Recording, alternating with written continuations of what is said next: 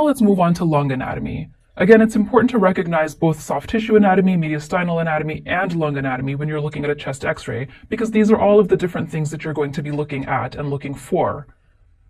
So the top part of the right lobe is the right lung is the right upper lobe, and then you have the right lower lobe, which forms the inferior aspect. Again, there's no real division that's seen on the frontal radiograph. It's an approximate division about halfway through.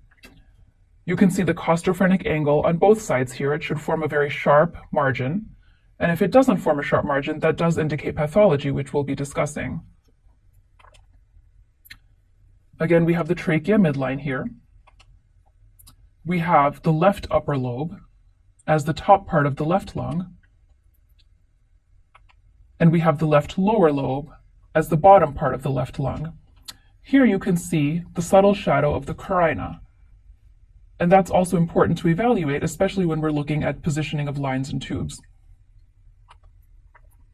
Here we have a sharp margin that forms the cardiophrenic angle, again on both sides.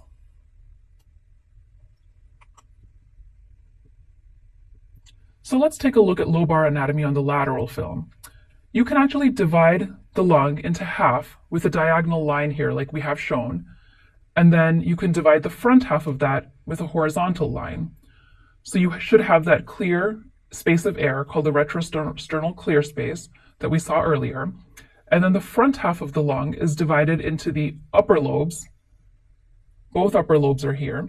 And then you have the right middle lobe. So the right lung has 3 lobes. It has the right upper lobe, the right middle lobe, and then the right lower lobe. The left lung has only 2 lobes, if you recall. It has the upper lobe and it has the lower lobe. So this here would also represent the left upper lobe, and then this entire section here are both lower lobes. And you can see here the posterior costophrenic angle, which again should form a very sharp margin.